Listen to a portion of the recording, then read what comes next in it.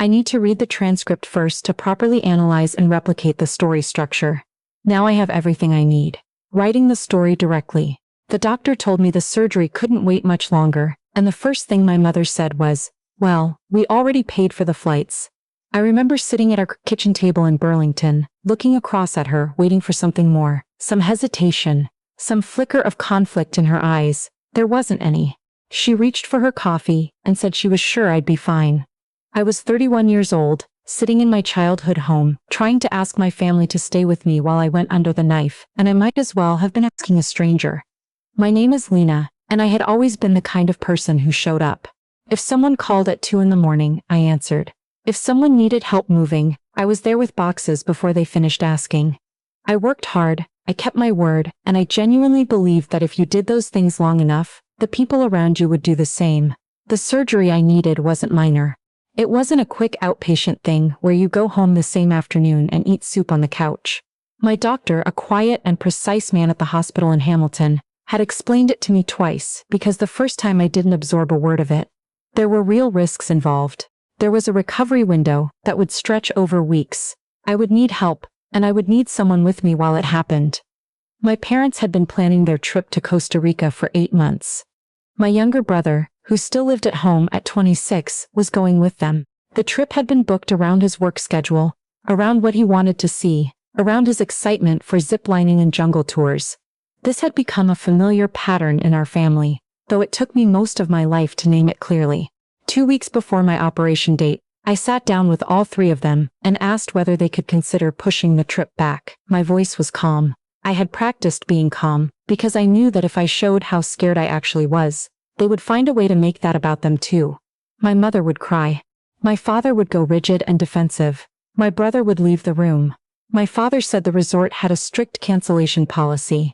My mother said they had already arranged for her friend to watch the cat.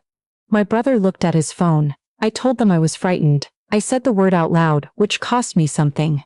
My mother said, "You're going to be fine, Lena. You're always fine." My father said they would text me from the resort. My brother didn't say anything. The morning of my surgery, I woke before my alarm and lay in the dark for a while. I had a bag packed by the door. I had arranged for a cab. The only person who had offered to take me to the hospital was my grandfather, my father's father, who had driven 40 minutes from his house in Waterdown to spend the night on my couch, so he wouldn't have to rush in the morning. I heard him already moving around in the kitchen when I got up. He had made tea. He handed me a cup without a word, and we sat together at my small table while it was still dark outside, and I was so grateful for him in that moment that I couldn't speak.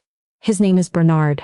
He is 78 years old and has a bad hip, and he still woke up at 5 in the morning and drove across the city because his granddaughter had surgery, and he didn't think anything else needed to be said about it. At the hospital, he sat beside Smythe through the pre-op, waiting. He asked the nurses questions I hadn't thought to ask.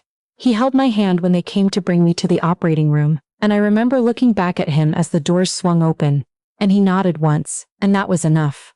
I woke up to beeping machines and a brightness that felt sharp and wrong. My first thought was that I was cold. My second thought was to look for my family. My grandfather was in a chair beside the bed. He had fallen asleep with his chin down and his arms folded, and he looked profoundly uncomfortable, and he had clearly been there the whole time. A get-well card from my work friend sat on the bedside table. A small plastic cup of water was within reach. That was all. The messages came over the next few days like drips from a leaking faucet. Just enough to technically count, not enough to mean anything. My mother sent a photo of a beach at sunset. Below it, "Hope you're resting. So beautiful here. Wish you could see it." My father sent a shorter message. "Heard from Mom you're doing well. Take it easy." My brother on the 3rd day sent a voice note of himself laughing about something that had happened on a boat tour. He had forgotten, or hadn't noticed, that there was a voice note function and not a message box. My grandfather read every message over my shoulder, and he didn't comment on any of them. But I noticed he had started keeping his phone in his chest pocket instead of leaving it on the table. And I noticed he had a small leather notebook he had started carrying, the kind with a snap closure, that he took out occasionally and wrote in carefully, in the cramped handwriting of a man who learned penmanship before anyone worried about speed. I didn't ask what he was writing. Recovery is not one long bad day. It's many different bad days, and some medium days, and occasionally one morning where you feel almost like yourself, and then an afternoon where your body reminds you, It is not interested in your optimism. My grandfather drove me to every appointment.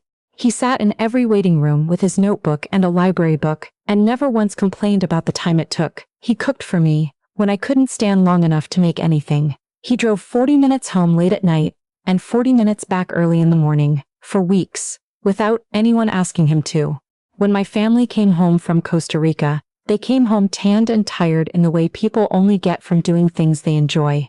They moved through my apartment dropping bags and talking about customs lineups and the different birds they had seen, and whether the younger couple in the villa next to theirs had been rude or just eccentric. My brother had already found a photo lab for his film camera.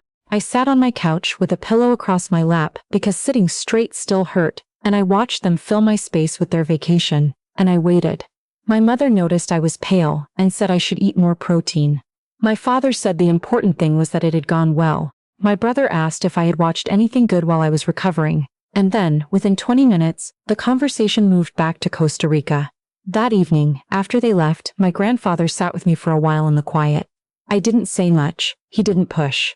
Eventually, I said what I had been thinking for weeks, the thing I had been careful not to say out loud, because saying it out loud made it true. I don't think they see me the way I thought they did.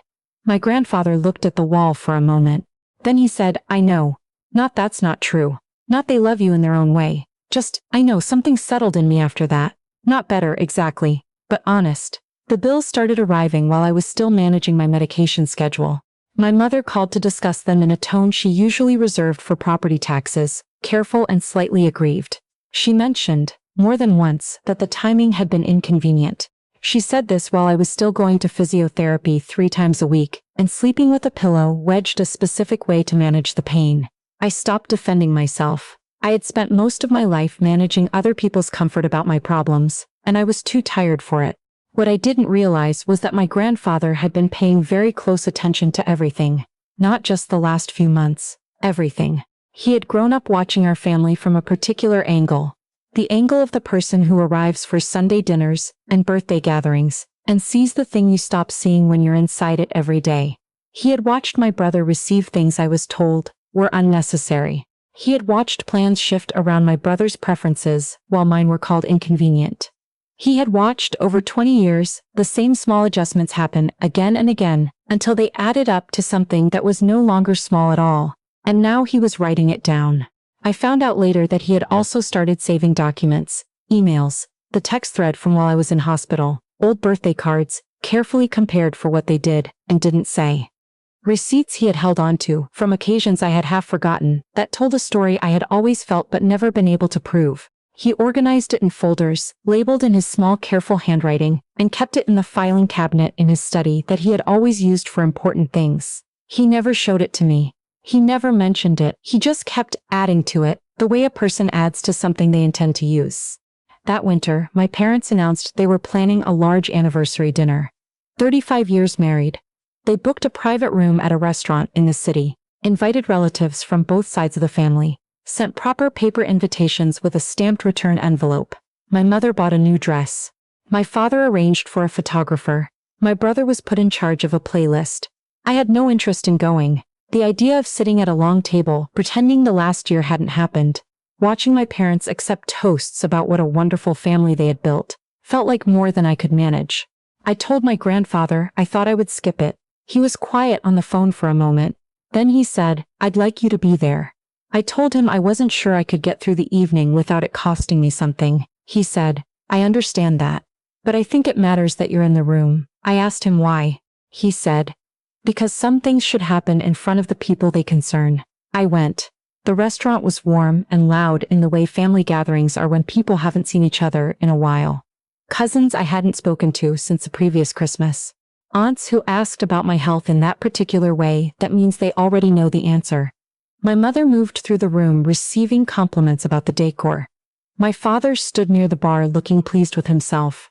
My brother had brought a date no one had met before. My grandfather arrived in a dark jacket with his notebook and a manila folder tucked under his arm. He hugged me before he sat down and didn't say anything, but he patted my hand once. The dinner went through its stages: salads, soup, the particular noise of many conversations overlapping. My mother made a short speech about gratitude. My father said something about the years adding up to something good. Then my grandfather asked if he could say a few words. Everyone expected a toast. He was the oldest person in the room, and he had always been well-spoken, and people settled back into their chairs with their glasses ready. He thanked everyone for coming. He said 35 years was a significant thing, and he meant that genuinely. He said families were built over time, and their true character revealed itself slowly, through many small decisions made over many years. Then he opened the folder. My father's expression changed first. He had seen that folder before. I realized later, when my grandfather had been over for dinner in the fall and left it on the table while he used the bathroom. He had thought nothing of it then. My grandfather began to speak about the surgery. He gave the date. He described what the procedure involved and what the recovery had required. He said that during this time, I had been largely alone except for him, and that he wanted to read some of what had been communicated during that period. He read the messages. He read my mother's beach sunset photo, and the caption that went with it. He read my father's brief response. He read my brother's accidental voice note description. He read the message, sent 10 days after my surgery, explaining that they had decided to extend the trip by 4 days because a deal had come up. He read it slowly, without expression, and let it sit in the air. The table was very quiet. He then said that he had been noticing something for a long time, and that he wanted to share what he had found, and that he apologized to no one for saying it plainly. He described the pattern. He gave examples by year.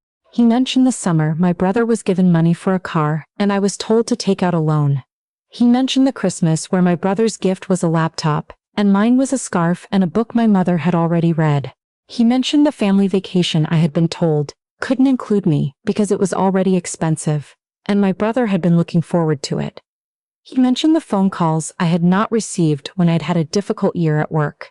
He mentioned the times my brother had been defended, and I had been told to be less sensitive. He didn't raise his voice. He didn't editorialize. He simply read from the record he had been quietly assembling for longer than I had known he was doing it.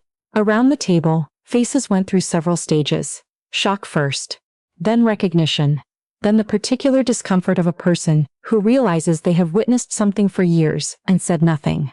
An uncle said quietly, "I remember that vacation." A cousin said, "I always thought it seemed unfair." An aunt who had known my mother for 30 years said nothing at all, but she looked at my mother for a long moment in a way that carried a great deal of weight. My father tried to speak twice. The first time he said the context was more complicated than it sounded. The second time, he said my grandfather was making the evening about something it was never supposed to be about. Both times he was met with a silence that had more to say than he did. My mother cried, and I understood that the tears were real, but I also understood that they were for herself, for the version of herself she had believed in, and was watching become harder to sustain. My brother sat very still and looked at his plate. I didn't speak. I had nothing I needed to add. The record had already said it. The evening ended in the way these evenings do, not with a clear resolution, but with a shift in the atmosphere so complete that everyone felt it. People gathered their coats and said careful goodbyes. Hugs were shorter than usual. Eye contact was different. The ride home, I was told later by a cousin, was very quiet in several different cars. In the weeks that followed, my family attempted various forms of repair. My father called me twice to explain his perspective, which had not substantially changed. My mother sent a long email that contained the phrase, "You have to understand our position," more times than I counted. My brother stopped by once, stood in my doorway, and said he hadn't realized how I'd felt, which was the closest he came to an apology, and which I accepted for what it was. What changed was not them, not immediately, and maybe not completely. What changed was the room's awareness. The family story that had been told for 35 years, the one in which they were devoted and fair and close, had been placed beside another story. The one with dates and messages and receipts, and people had seen both versions at the same time. You cannot unsee that. I did not stop loving my family, but I stopped auditioning for their approval, which had taken up an enormous amount of energy I hadn't fully noticed I was spending. I stopped rehearsing conversations in my head where I finally made them understand. I stopped measuring my own worth by whether or not they were paying attention to me that week. I started going for walks in the morning before work. I signed up for a pottery class, which I turned out to be mediocre at, and which I enjoyed enormously. I called my friends back faster than I used to. I slept better.